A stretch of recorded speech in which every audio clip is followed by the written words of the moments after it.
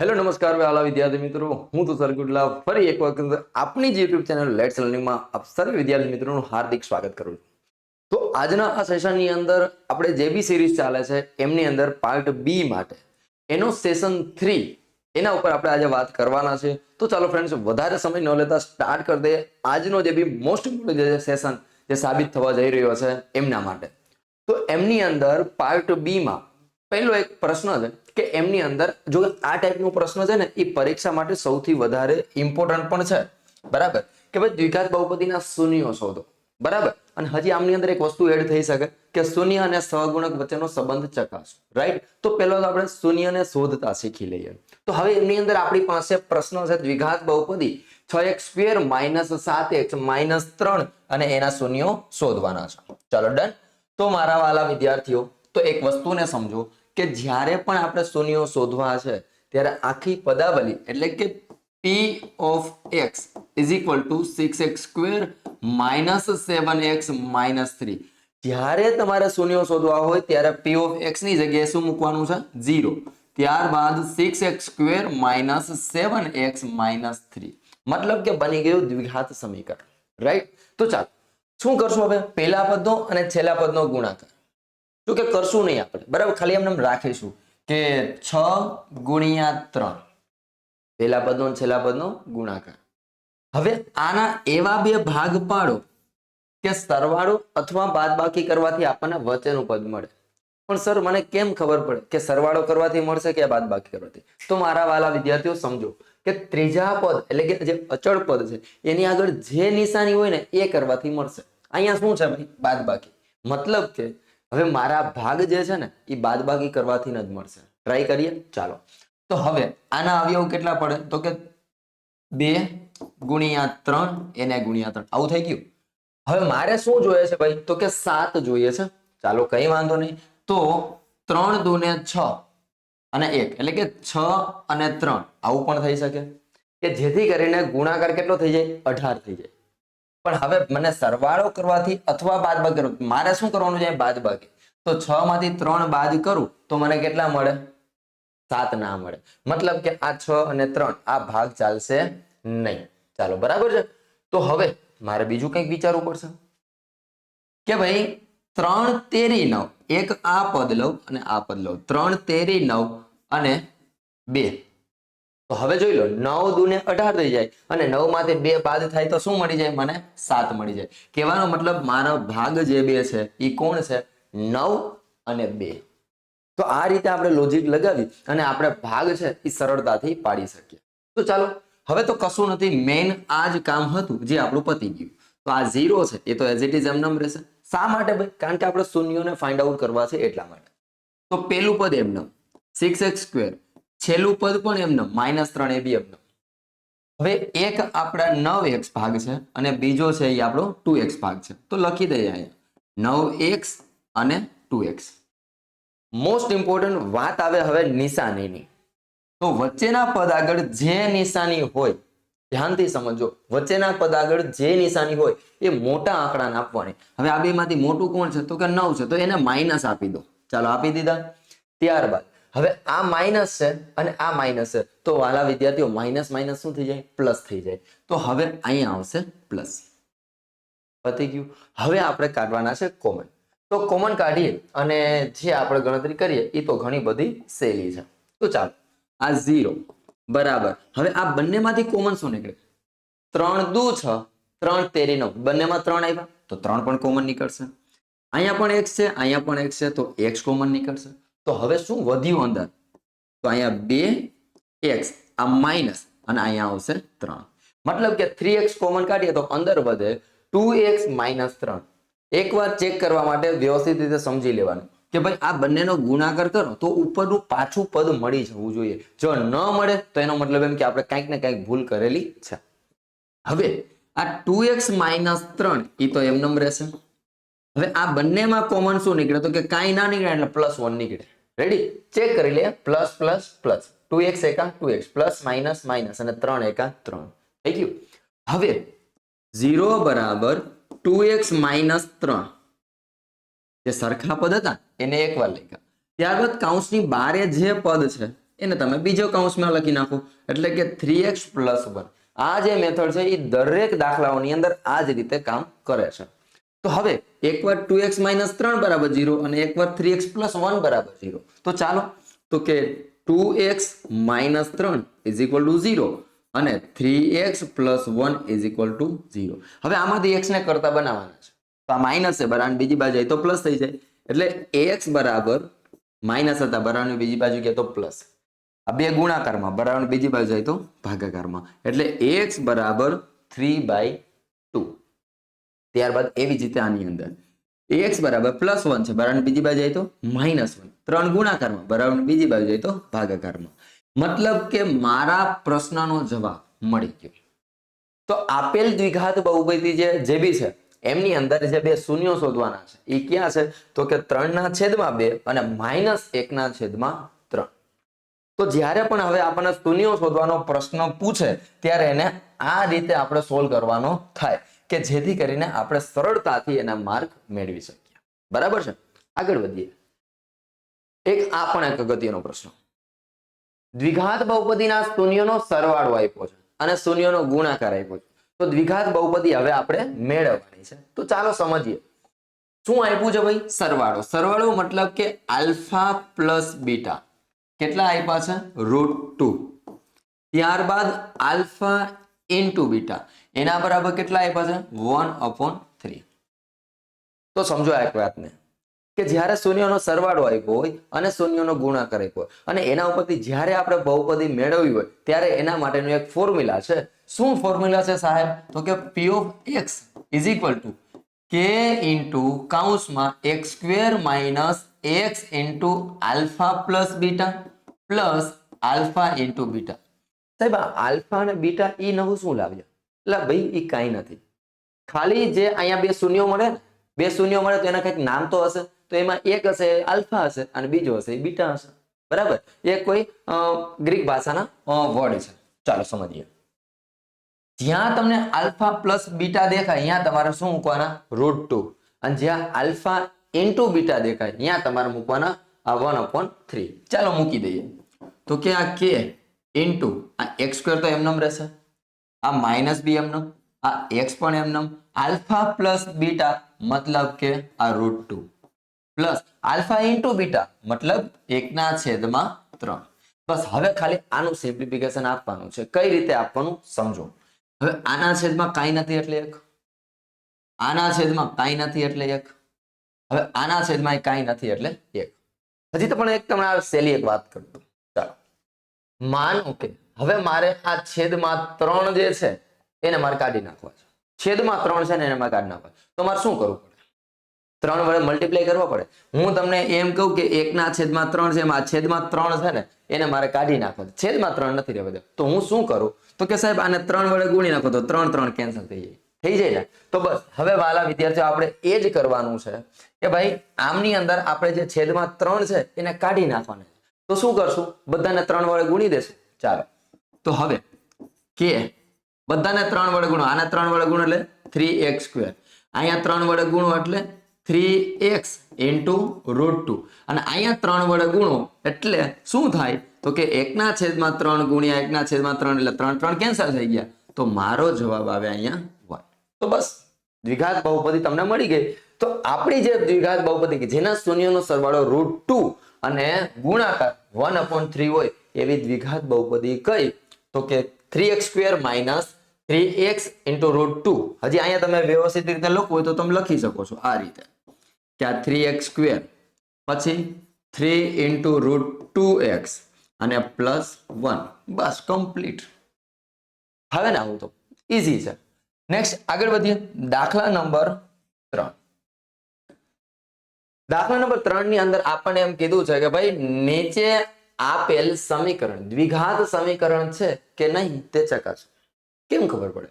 બસ ખાલી એટલું ધ્યાનમાં રાખો કે મોટા મોટી ઘાત 2 મળવી જોઈએ. જો મોટા મોટી ઘાત 2 મળે તો સમજી લો કે એ દ્વિઘાત સમીકરણ છે. રેડી? તો ચાલો સમજીએ. આપણી પાસે કંઈક આવું પદ છે x - 2 × x + y = x - 1 × x + y. આવું કંઈક પદ છે.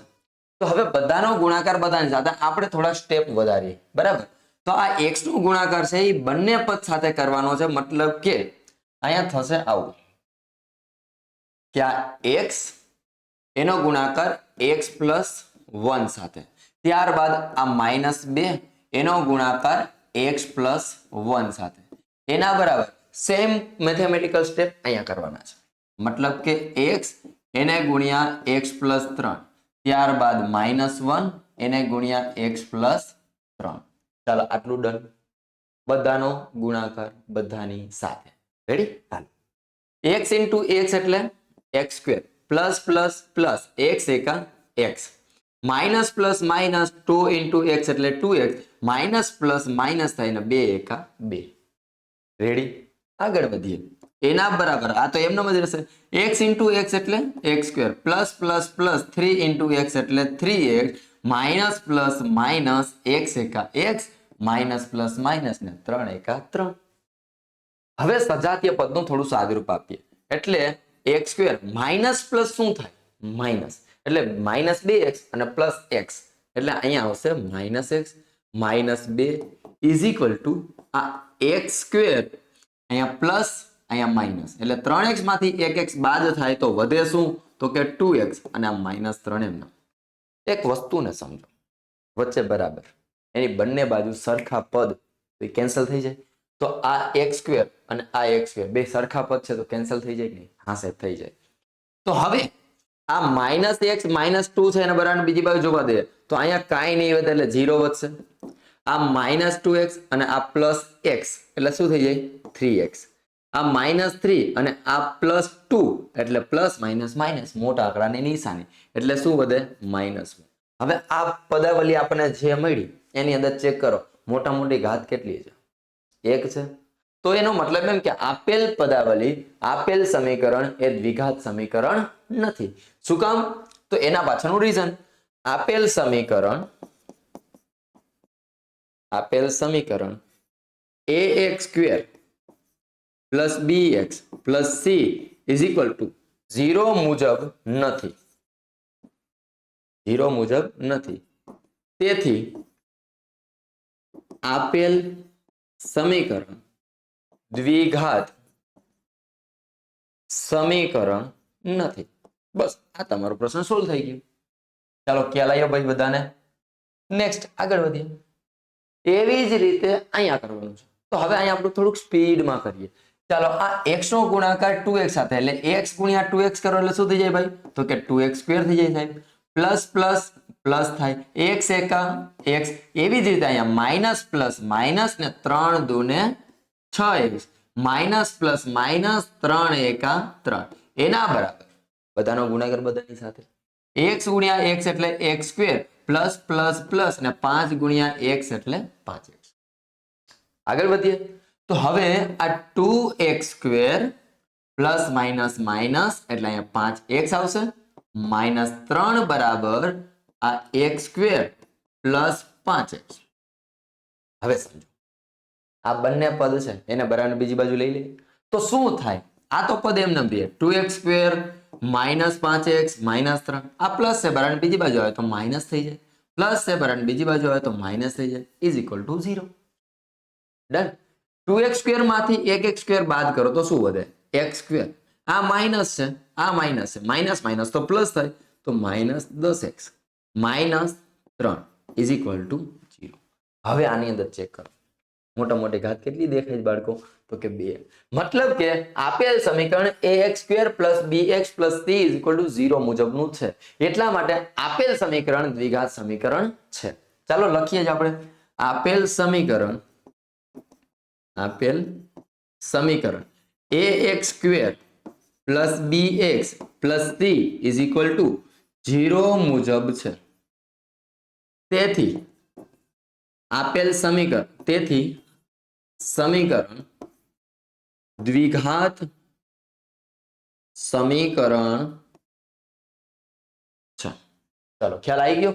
તો હવે આ રીતે આપણને કોઈ પણ પ્રશ્ન પૂછાય તો હવે આપણને એટલું યાદ રાખવાનું કે આપેલું જે સમીકરણ છે એની તમે સિમ્પ્લિફિકેશન કરો અને છેલ્લે જે લાસ્ટમાં જે બચી જાય એ તમારું કયા પ્રમાણે હોવું જોઈએ? તો કે ax square plus bx plus c is equal to 0 મુજબ હોય તો એ સમીકરણ દ્વિઘાત સમીકરણ છે એવું કહેવાય, અધરવાઇઝ દ્વિઘાત સમીકરણ નથી. નેક્સ્ટ, સમાંતર શ્રેણીનો ક્વેશ્ચન આવ્યો, મજાનો પ્રશ્ન અને સૌથી સારામાં સારું ચેપ્ટર. સમાંતર શ્રેણી 3, 8, 13, 253 આવી એક શ્રેણી આપેલી છે. હવે એનું છેલ્લેથી 20મું પદ શોધવાનું છે. ધ્યાનથી સમજી લઈએ તો ચાલો. સમાંતર શ્રેણી આપણી પાસે છે 3, 8, 13 આવી રીતે આગળ આગળ ચાલતી જાય છે અને 253. આનું આપણે શોધવાનું છે છેલ્લેથી 20મું પદ. બાળકો તમને જ્યારે પણ એમ પૂછે ને કે છેલ્લેથી 20મું પદ શોધો, તો હવે આપણે શું કરવાનું? શ્રેણીને છે ને ઉલટાવી નાખવાની. શ્રેણીને કઈ રીતે ઉલટાવી નાખવાની ધ્યાનથી સમજજો. જે છેલ્લું પદ હતું, આ શું છે? છેલ્લું પદ છે. લખી જ દઈએ આપણે છેલ્લું પદ. તો જે છેલ્લું પદ છે એને તમારે શું કરવાનું? પહેલા સ્ટેપ ઉપર લઈ લેવાનું. ચાલો, તો હવે શું થાય? પહેલા તો અહીંયા સમજીએ એક વાતને. અહીંયા સામાન્ય તફાવત કેટલો છે? સામાન્ય તફાવત d બરાબર a2 માઇનસ a1, એટલે કે 8 માઇનસ 3. 8 માઇનસ 3 એટલે કેટલા થાય? તો કે +5. આનો સીધો એવો મતલબ થાય કે અત્યારે જે બી શ્રેણી છે એને તમારે આગળ વધારવી હોય તો તમારે શું કરવું પડે? તો કે એની અંદર +5 કરવા પડે. માનો કે આ પહેલું પદ છે, એને તમારા એના પછીનું સ્ટેપ જોઈએ તો તમારે +5 કરવા પડશે. 8 ની અંદર 5 નાખશો એટલે ત્રીજું સ્ટેપ મળી જશે. 13 ની અંદર 5 નાખશો એટલે તમને ચોથું પદ મળી જશે. એવી રીતે આગળ આગળ તમે વધી શકશો. તો હવે તમે જ્યારે શ્રેણીને ઉલટાવો છો ત્યારે શું થાય? આ તફાવત ઉલટી જાય. તો હવે તફાવત ઉલટાવતા શું થાય? પ્લસ હતા તો શું થઈ જાય? માઇનસ તફાવત થઈ જાય. કારણ કે આપણે શ્રેણીને ઉલટાવી છે ને, તો જે છેલ્લું પદ છે એ ક્યાં આવી જશે? પહેલા આવી જશે. મતલબ કે હવે આ પહેલા આવી ગયું. હવે આના પછીનું સ્ટેપ જોતો મારે શું કરવું પડે? એની અંદર ઉમેરવા પડે. કેટલા ઉમેરવા પડે? તો કે ભાઈ આ 253 એની અંદર તમે ઉમેરો, પ્લસ કરવાના. કેટલા? તો કે -3. આમ હકીકતમાં જોઈએ ને તો બાદબાકી કરવાનું થાય. બતાવું તમને. હવે આ 253 માંથી 5 બાદ કરવાના થાય ને, પ્લસ માઇનસ માઇનસ થાય. તો હું તો એમ કહું છું 250 માંથી પેલા 5 બાદ કરો એટલે 245 એની અંદર 3 ઉમેરી દો એટલે કેટલા થઈ જાય? 248. તો હવે આના પછીનું જે સ્ટેપ હશે એ કોણ હશે? 248. હવે ત્રીજો સ્ટેપ તમારે જોતું હોય તો શું કરવું પડે? પાછા 5 બાદ કરવાના. ચાલો, તો હવે આમાંથી તમે 5 બાદ કરો એટલે આપણી પાસે થશે 243. આગળ આગળ આગળ આગળ ચાલતા જશું. હવે જે પહેલા જ હતું એ બધું ક્યાં વહી જશે? છેલ્લા. હા, આ પતી ગયું. બસ અહીંયા સુધીનું અગત્યનું છે. હવે આ શું કરવાનું? હવે તો જે આપણને કેટલામાં કીધું? 20મું પદ શોધવાનું કીધું. બસ 20મું પદ શોધી નાખો. શ્રેણીનું 20મું પદ એટલે કે A20 બરાબર A વત્તા 19D. એ કેટલા ભાઈ? તો કે A બરાબર મારી પાસે છે 253 પ્લસ આ 19. ડિફરન્સ કેટલાનો? તો કે અહીંયા મેં શોધી લીધું. જો આવી ગયો. કેટલા છે? -5. 253 પ્લસ માઇનસ 19 95. ચાલો થશે. તો હવે મારે 253 માંથી કેટલા બાદ કરવાના છે બાળકો? તો કે 95. 5 53 ને 54 55 57 ને 58 158 જવાબ આવે. કેટલા આવશે બાળકો? બાદ બાકી કરીએ એટલે આપણો જવાબ આવશે 158. આનો સીધો મતલબ એવો થયો કે આ શ્રેણીમાં તમે આગળ આગળ ચાલતા જાઓ અને છેલ્લેથી જે 20મું પદ હશે એનું મૂલ્ય કેટલું હશે બાળકો? તો કે 158. લોજિક મગજમાં બેઠું? ફરીથી એકવાર રિપીટ કરી દો કે બાળકો જ્યારે તમને એવી રીતે છેલ્લેથી પદ શોધવાનું કહે ત્યારે પહેલા તમે શ્રેણીને લખી લેશો, એનો સામાન્ય તફાવત લખશો. સામાન્ય તફાવત લખે પછી એને તફાવતને ઉલટાવી નાખો. જ્યારે તમે તફાવતને ઉલટાવશો એટલે શું થશે? નવી શ્રેણી એક જનરેટ થશે. કઈ રીતે? તો કે છેલ્લું જે પદ હતું એને તમારે પહેલા લઈ લેવાનું અને પછી તમારે જે ઉલટાવેલું જે તફાવત છે એની અંદર ઉમેરતો જવાનું.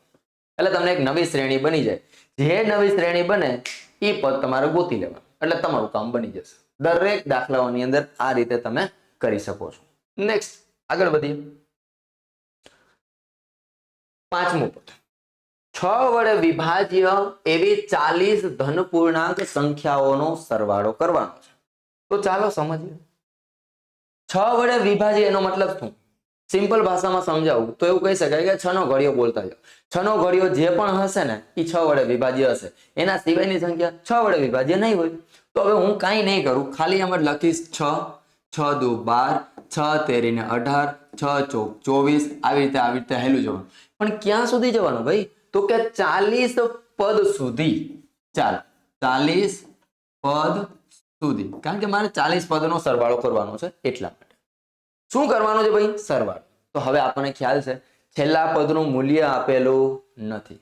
તો હવે મારું ફોર્મ્યુલા બની જશે Sn બરાબર n ના છેદમાં 2 into 2a plus n minus 1 into d.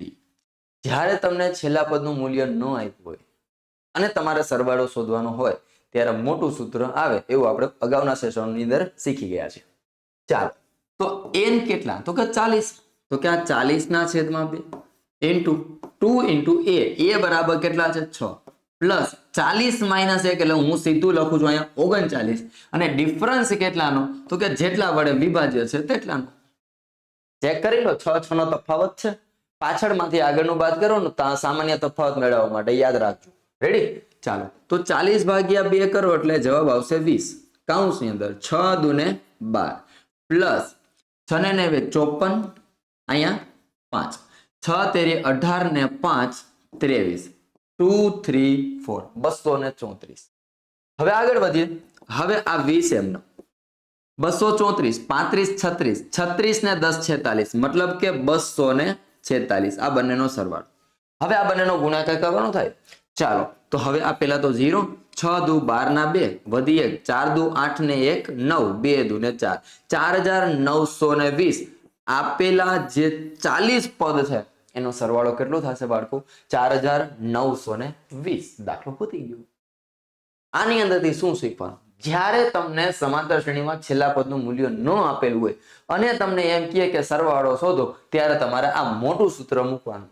તો સાહેબ જ્યારે છેલ્લા પદનું મૂલ્ય આપેલું હોય ત્યારે બાળકો તમારે આ સૂત્ર મૂકવાનું. Sn બરાબર n/2 into a plus l.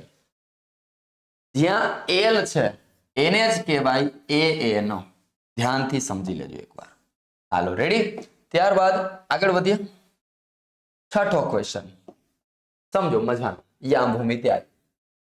એમાં લખ્યું છે કે બે બિંદુઓ છે. ક્યાં બે બિંદુઓ છે? તો કે 2 -5 અને હજી એક બિંદુ એ છે -2 અને 9.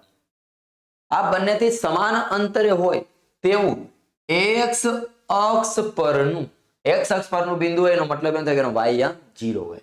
x અક્ષ પરનું બિંદુ હોય તો y 0, y અક્ષ પરનું બિંદુ હોય તો એનો x 0. ડન. ચાલો અહીંયા કીધું છે x અક્ષ પરનું બિંદુ એટલે એનો y હશે એ શું હશે? 0. x કંઈક મળશે. શું મળશે? આઈ ડોન્ટ નો, ખબર નથી, શોધવાનું છે. ચાલો આ થઈ ગયું. હવે આ એક બિંદુ જે x0 છે, એક આ બિંદુ જેનું નામ છે 2 અને -5, એક આ બિંદુ છે જે છે -2 અને 9.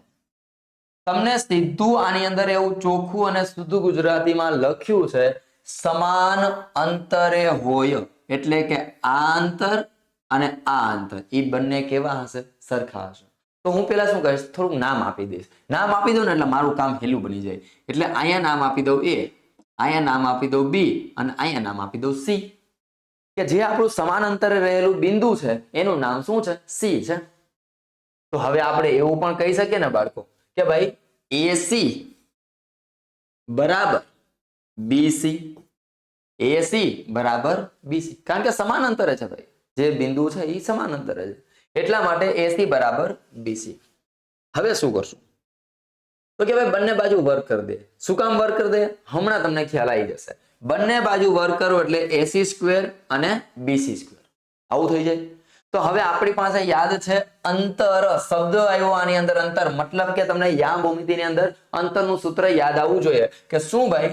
તો કે કોઈ પણ બે બિંદુ A અને B બિંદુ વચ્ચેનું અંતર એટલે કે AB સ્ક્વેર બરાબર x2 - x1 whole square plus y2 - y1 whole square.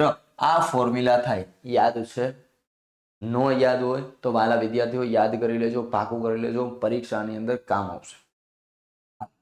હવે આપણે એ અને સી માટે વાત કરીએ તો x2 minus x1 whole square plus y2 minus y1 whole square. આ શેના માટે ભાઈ? તો કે એસી માટે. ત્યારબાદ હવે આ બીસી માટે x2 minus x1 whole square plus y2 minus y1 whole square. ખાલી હવે મારે કિંમત મૂકવાની છે, બીજું કશું કરવાનું નથી. ચાલો આ 1 આ 2 આ 1 અને આ 2 આવી રીતે આપણે ધ્યાનમાં રાખીએ છીએ. x2 માઇનસ x1 મતલબ કે x માઇનસ 2. ચાલો x માઇનસ 2 એનો હોલ સ્ક્વેર પ્લસ 0 માઇનસ આ પાછા માઇનસ એટલે માઇનસ માઇનસ શું થઈ જાય બાળકો? પ્લસ 5 એનો whole square is equal to હવે અહીંયા x2 માઇનસ x1 એટલે આ x માઇનસ 2 એટલે માઇનસ માઇનસ શું થઈ જાય? પ્લસ 2 એનો હોલ સ્ક્વેર પ્લસ 0 માઇનસ 9 એનો હોલ સ્ક્વેર. ચાલો આટલું ક્લિયર? જો ક્લિયર હોય તો કોમેન્ટ સેક્શન ની અંદર મને જરાક જવાબ આપો કે ભાઈ હા સર સમજાય છે. બરાબર. ચાલો હવે આનું સિમ્પ્લિફિકેશન આપીએ. તમને કોઈ એમ પૂછે કે x minus y whole square આનું સિમ્પ્લિફિકેશન તો શું થાય? તો કે x square minus 2xy plus y square. પહેલા પદનો વર્ગ પ્લસ ઓર માઇનસ 2 ગુણ્યા પેલું બીજું પદ વત્તા બીજા પદનો વર્ગ. આવું સિમ્પ્લિફિકેશન થાય. તો અહીંયા પણ એવું જ કંઈક છે. પહેલા પદનો વર્ગ મતલબ કે x સ્ક્વેર માઇનસ 2 ગુણ્યા પેલું બીજું પદ એટલે 2 ગુણ્યા x એટલે 2x 2x ગુણ્યા 2 એટલે 2 2 4x વત્તા બીજા પદનો વર્ગ એટલે 2 નો વર્ગ થાય 4 પ્લસ 0 પ્લસ 5 એટલે 5 5 નો વર્ગ થાય પાછું 25 એના બરાબર વન સેકન્ડ ફરીથી અહીંયા પહેલા પદનો વર્ગ 2 ગુણ્યા પેલું બીજું પદ એટલે કે 4x વત્તા બીજા પદનો વર્ગ એટલે 4 પ્લસ 0 માઇનસ 9 એટલે માઇનસ 9 માઇનસ 9 નો વર્ગ કરો તો શું થાય? 9 9 81. ચાલો ડન. સમજાઈ ગયું? હવે હમણાં જ આપણે વાત કરી કે બરાબર અને બરાબરની બંને બાજુ જો કોઈ સરખી સંખ્યા હોય, સરખું પદ હોય તો શું થાય બાળકો? આ કેન્સલ થઈ જાય. ચાલો થઈ જાય કે નહીં? હવે પછી કોઈ આવું ના કરે હો. અહીંયા માઇનસ 4x અહીંયા પ્લસ 4x બે કેન્સલ કરી નાખો, ઉડાડી દો. ના ઉડે, કારણ કે માઇનસ છે અને આ પ્લસ છે. ચલીએ તો હવે સિમ્પ્લિફિકેશન આપીએ. આ minus 4x plus minus minus મોટો એટલે બે માં પ્લસ જ છે તો 25 ને 4 29 એના બરાબર અહીંયા પ્લસ 4x 81 ને 4 શું થઈ જશે બાળકો? 85. હવે શું કરવાનું? x વાળા પદને આપણે ભેગા કરીએ તો કે આ માઇનસ 4x છે બરાબર બીજી બાજુ આવતો એટલે પ્લસ થઈ જાય. આ પ્લસ છે બરાબર બીજી બાજુ આવતો માઇનસ થઈ જાય. એટલે કંઈક સિમ્પ્લિફિકેશનમાં આવું બનશે કે ભાઈ 85 બનશે કેવા? માઇનસ. શા માટે? પ્લસ હતા, સોરી આ 85 હતા પ્લસ હતા બરાબર બીજી બાજુ આવશે તો કેવા થઈ જશે? માઇનસ. આ 29 છે એ તો એમનેમ જ રહેશે. એના બરાબર આ 4x માઇનસ છે બરાબર બીજી બાજુ તો પ્લસ થઈ જાય. ચાલો ડન. હવે આની અંદર આગળ શું કરવાનું છે? 85 માઇનસ 29. ચાલો પહેલા તો બાળકો 85 માઇનસ 29 હું તો એમ કહું છું કે કઈ રીતે બાદ કરવી? 80 માંથી 20 બાદ કરીએ 60 આવશે. 60 માંથી 9 બાદ કરીએ 51 આવશે. 51 ની અંદર 5 ઉમેરી દો એટલે થઈ જાય 56. થઈ ગયા? તો હવે અહીંયા તમારી બાદબાકી આવશે માઇનસ 56 એના બરાબર 4 ને 4 કેટલા થઈ જાય? 8x. હવે 8 ગુણાકારમાં બરાબર બીજી બાજુ તો ભાગાકારમાં તો 8 સત્તા ને 56 એટલે x બરાબર તમારો જવાબ આવે -7. આમ બે માત કીજે. ભાવે તો આ રીતે બાદબાકી કરવાની જો હેબિટ આપણાથી પડી જાય તો બેસ્ટ છે. બરાબર. ચલો આગળ વધીએ. દાખલા નંબર 7. દાખલા નંબર 7 ની અંદર જો બિંદુઓ a b c અને d એ આ જ ક્રમમાં ચોખ્ખું લખ્યું છે, આ જ ક્રમમાં લખવાના છે.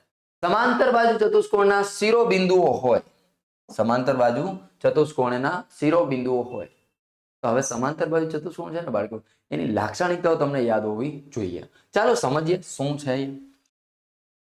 આ સમાંતર બાજુ ચતુષ્કોણ મતલબ કે ઇટાલિક લંબચોરસ એને કહેવાય સમાંતર બાજુ ચતુષ્કોણ. નામ આપી દઈએ આપણે આ a b c અને d. આપણને અહીંયા યામ આપી દીધા છે. એનો યામ શું છે ભાઈ? તો કે 6 1. ત્યારબાદ સી નો યામ શું આપેલો છે? તો કે 9 અને ક્યુ. ત્યારબાદ બી ના યામ આપણને આપેલા છે 8 2. ત્યારબાદ ડી ના યામ મારી પાસે છે પી અને 3. ચાલો આવી રીતે છે. સાહેબ તમે આવી રીતે કેમ લખ્યું? એ સી પછી બી ડી આવી રીતે શું કામ લખ્યું? એના પાછળનું કંઈક રીઝન છે કે જેથી કરીને અલ્ટિમેટલી આપણો ગોલ એવો છે કે આપણો દાખલો છે ને એ સહેલો બની જાય, ભૂલ પડવાના ચાન્સ થોડા ઓછા થઈ જાય. બરાબર? તો શું સમજવાનું છે આની અંદર? સમાંતર બાજુ ચતુષ્કોણની અંદર વાલા વિદ્યાર્થીઓ, જે વિકર્ણો જે છે એના મધ્ય બિંદુઓ સમાન હોય. સમાંતર બાજુ ચતુષ્કોણના વિકર્ણના મધ્ય બિંદુ કેવા હોય? સરખા. ચલો અહીંયા લખી દઈએ. સમાંતર બાજુ ચતુષ્કોણમાં વિકર્ણો ના મધ્ય બિંદુ સમાન હોય. એટલે જોઈ લો આમે કેવી રીતે માપ લખ્યા? વિકર્ણો મને નજીક નજીક મળે ને એ રીતે. કહેવાનો મતલબ એસી નું મધ્ય બિંદુ એના બરાબર બીડી નું મધ્ય બિંદુ. આવું થશે કે નહીં? બીડી નું મધ્ય બિંદુ એટલે આપણને ખ્યાલ છે x1 + x2/2 અને y1 + y2/2. તો આપણે એ જ રીતે લખીએ. એસી ના મધ્ય બિંદુ માટે x1 + x2 ના છેદમાં 2 અલ્પવિરામ y1 + y2 ના છેદમાં 2 આવું થશે. એના બરાબર ફરી એકવાર x1 + x2 ના છેદમાં 2 અલ્પવિરામ y1 + y2 ના છેદમાં 2. આ મધ્ય બિંદુ વાત સાચી પણ કેનું? તો કે એસી માટે.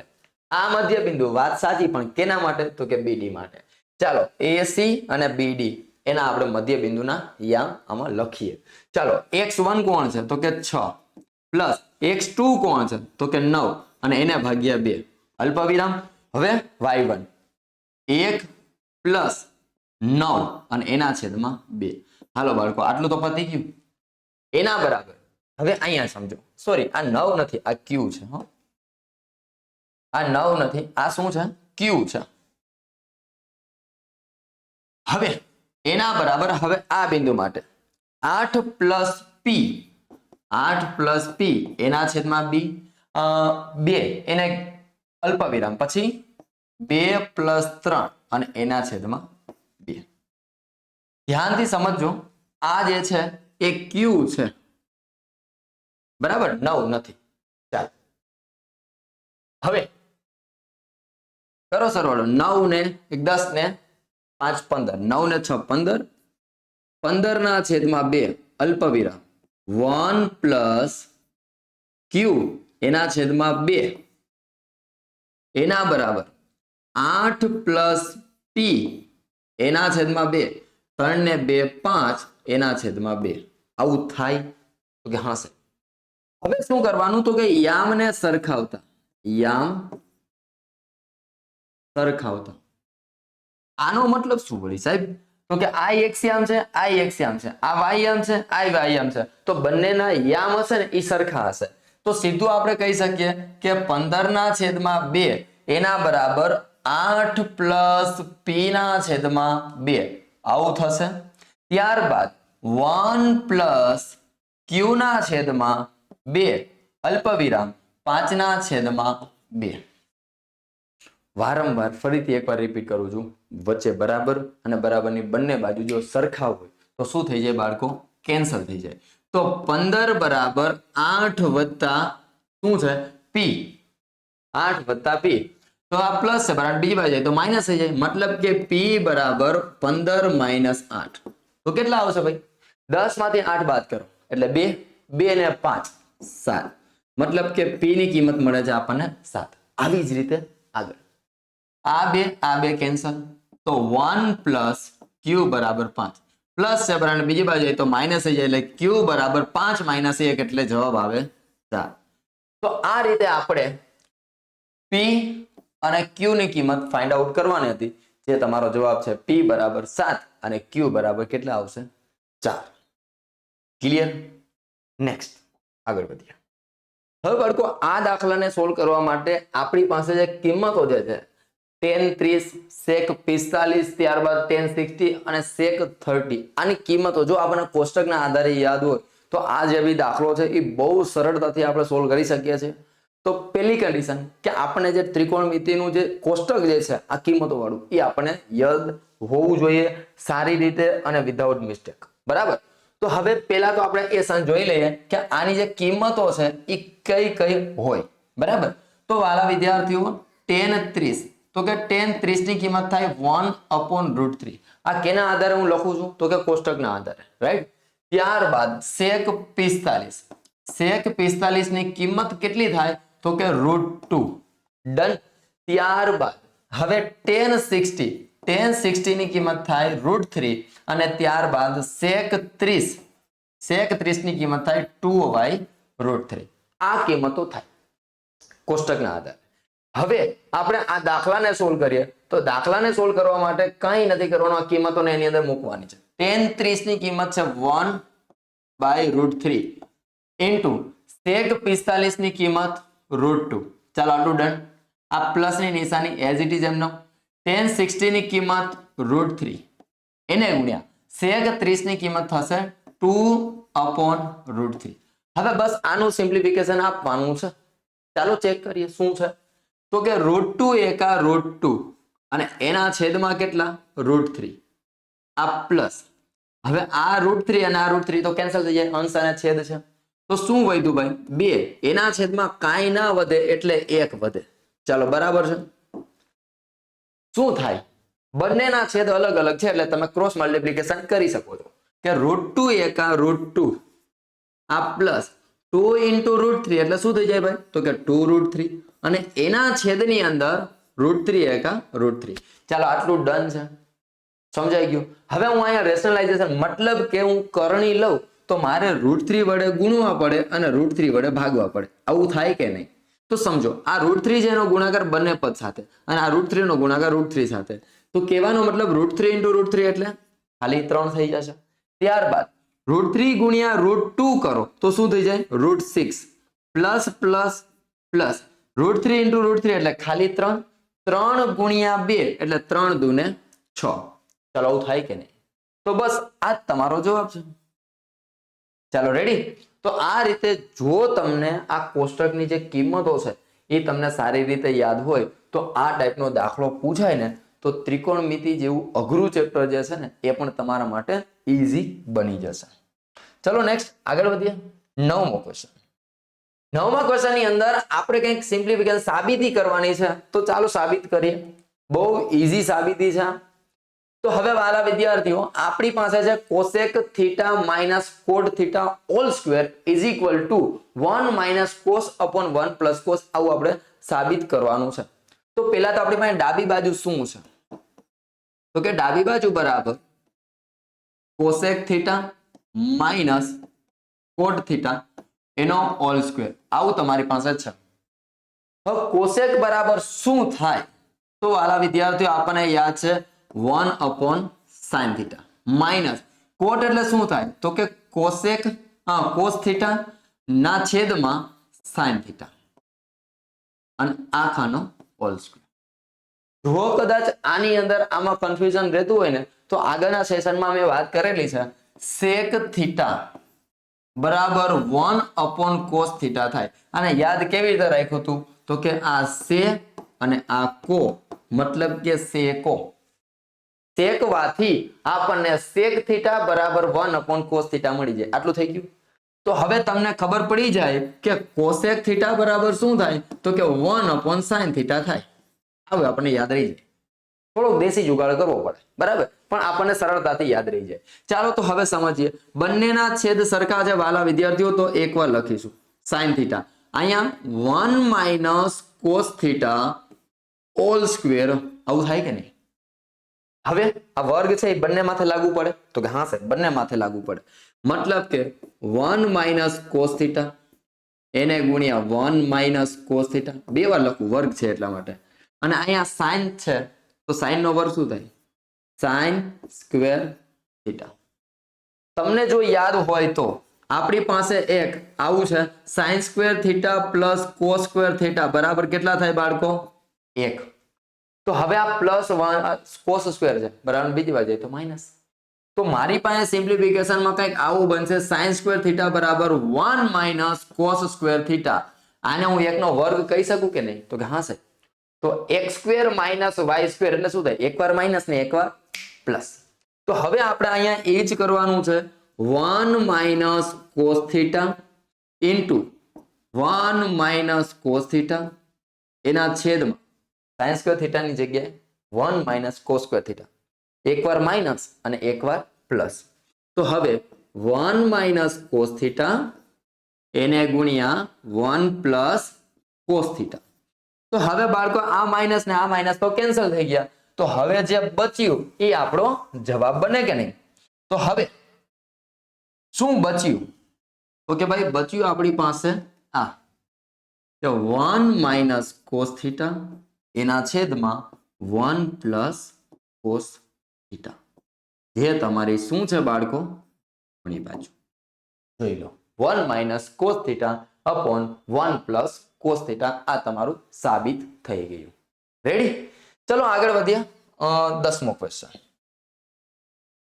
10મા ક્વેશ્ચન ની અંદર ત્રિકોણમિતિના ઉપયોગનો દાખલો છે.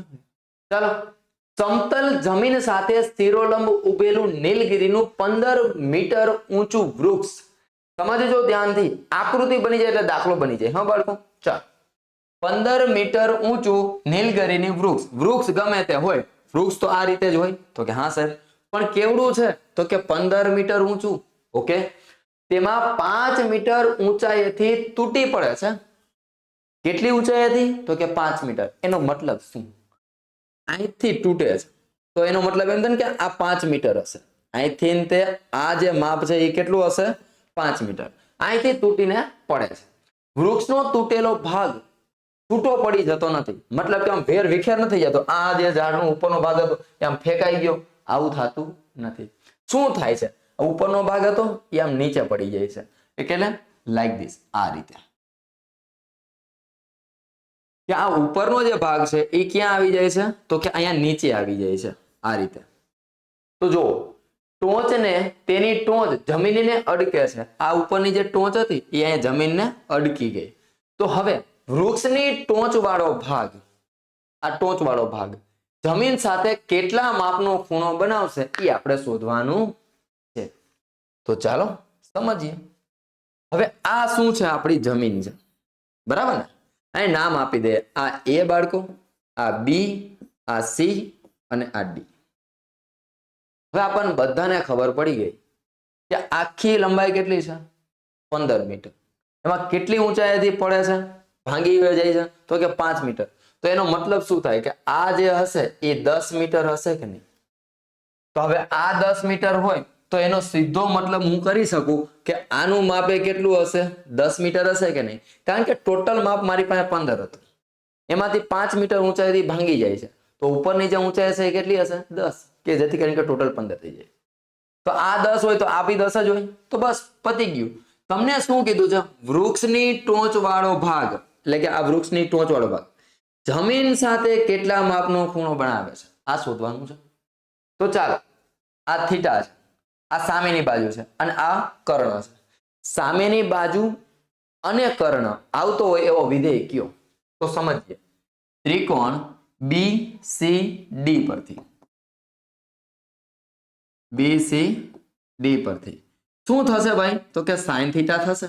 કારણ કે સામેની બાજુ છેદમાં કર્ણ, સાબાના છેદમાં કર્ણ યાદ છે આપણને. સામેની બાજુ છેદમાં કર્ણ મતલબ કે સાઈન થીટા બરાબર BC ના છેદમાં શું થશે? આ CD. તમને બંનેના માપ આપી દીધા છે. જોઈ લો આ દાખલો સહેલો કેટલો છે. સાઈન થીટા બરાબર BC, BC બરાબર 5, CD બરાબર 10. મતલબ કે સાઈન થીટા બરાબર 1/2. હવે તમારે એ વિચારવાનું કે સાઈન ની અંદર 1/2 ક્યાં આવે? તો કે 0. 1/2, 1/2 મતલબ કે 0 અને 30. તો સીધો મતલબ એવો થાય કે અહીંયા ખૂણો કેટલાનો બનતો હશે બાળકો? 30 નો. કોષ્ટક આધારે મેં કિંમત મૂકી. ડન. તો આ રીતે આ દાખલાને સોલ્વ કરવાનો થાય. બહુ ઈઝી છે, સમજાઈ જાય એવો છે, એટલે રિપીટેશન કરવાની કઈ જરૂરિયાત નથી. ત્યારબાદ નેક્સ્ટ, એક મંદિરના અર્ધગોલક પૃષ્ઠ પર ઘનફળ આયુ દોસ્ત. હવે અર્ધગોલક આકારના ઘુમ્મટની ત્રિજ્યા, આ અર્ધગોલક, હવે એની જે ત્રિજ્યા છે એ તમને આપી છે 21, મતલબ કે r બરાબર 21 મીટર. ત્યારબાદ એની બહારની સપાટીને રંગવાની છે. એનો ખર્ચ કેટલો છે? તો કે ભાવ, અહીંયા લખીએ આપણે ભાવ 80 રૂપિયા પ્રતિ મીટર સ્ક્વેર. મતલબ કે મારા સપાટીનું ક્ષેત્રફળ શોધવાનું થશે. પણ કોનું સપાટીનું ક્ષેત્રફળ? તો કે અર્ધગોલકની વક્ર સપાટીનું ક્ષેત્રફળ. બરાબર. ચાલો તો હવે અર્ધગોલકની વક્ર સપાટી નું ક્ષેત્રફળ શું થાય? તો કે બાળકો 2πr સ્ક્વેર થાય કે નહીં? આ બે એમનો પાઈ ની કિંમત તો કે આઈપી નથી, એટલા માટે 22/7 ક્યાંય આપેલી નથી. ત્રિજ્યા કેટલી છે ભાઈ? તો કે 21 છે, તો 21 ગુણ્યા 21 વર્ગ છે એટલે માટે 2 વાર કાપા કાપી થાય છે, તો 7 તેરી ને 21. ચાલો થઈ ગયું. શું બચ્યું? તો કે 2 ગુણ્યા 22 ગુણ્યા 21 એને ગુણ્યા 3 કરવાનો ગુણાકાર. તો હવે 21 તેરી 63, 21 તેરી 63 અને 22 દુ 44 બીજા. હાલો થઈ ગયું. તો હવે બે આંકડા એટલે 0, 4 તેરી 12 નો બગડો વધી 1, 6 ચોક 24 ને 1 25, એટલે મતલબ કે 63 4 252. હું સીધા અહીંયા લખી નાખું 63 4 252. અહીંયા 2, અહીંયા 7, અહીંયા 7, અહીંયા 2, 2772 શું મળે આપણને? Metre square. પણ આપણે આ નથી શોધવાનું હો, આપણને શું શોધવાનું છે બાળકો? તો કે ખર્ચ શોધવાનો છે. 1 મીટર સ્ક્વેર ના કેટલા રૂપિયા બાળકો? તો કે 80 રૂપિયા. ચાલો તો હવે ખર્ચ, 1 મીટર સ્ક્વેર મારે રંગવું હોય તો મારે કેટલા રૂપિયા દેવા પડે? તો કે 80 રૂપિયા. તો મારી પાસે કેટલા મીટર સ્ક્વેર છે? તો કે 2772 મીટર સ્ક્વેર. ત્યારે કેટલા રૂપિયા? તો કે 2772 એને ગુણ્યા 80. ચાલો રેડી. તો અહીંયા 0, 8 દુ 16 ના 6 વધી 1 7 8 56 ને 1 57 ના 7 વધી પડે 5, 8 7 7 8 56, 56 ને 4 56 ને 4 60, 60 ને 1 61, 61 નો 1 વધી પડે 6, 8 દુ 16, 16 ને 4 20 ને 2 22 બીજા. મતલબ કે 2,21,760 રૂપિયા એનો ખર્ચો થશે. જાજો ખર્ચો થઈ ગયો નહીં? હા ચાલો રેડી. તો આપણો જવાબ આવે 2,21,760 રૂપિયાનો એનો ખર્ચો થશે. ચાલો વધીએ આગળ. બહુ ઈઝી દાખલો હતો, ખાલી જવાબ જ મોટો હતો. ચાલો આગળ વધીએ. હવે 12મો ક્વેશ્ચન. એક ઘન પદાર્થ એ 1 સેમી ત્રિજ્યા ધરાવતા અર્ધગોલક, તો સીધું જ આપણે લખી લઈએ અર્ધગોલક ની ત્રિજ્યા. અર્ધગોલકની ત્રિજ્યા આપણી પાસે છે કેટલી? તો કે 1. હવે તેટલી જ ત્રિજ્યા વાળો શંકુ, મતલબ કે શંકુની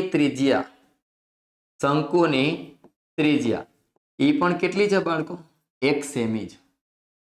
ચાલો બરાબર. હવે તેટલી જ બનાવ ગોઠવાયો છે.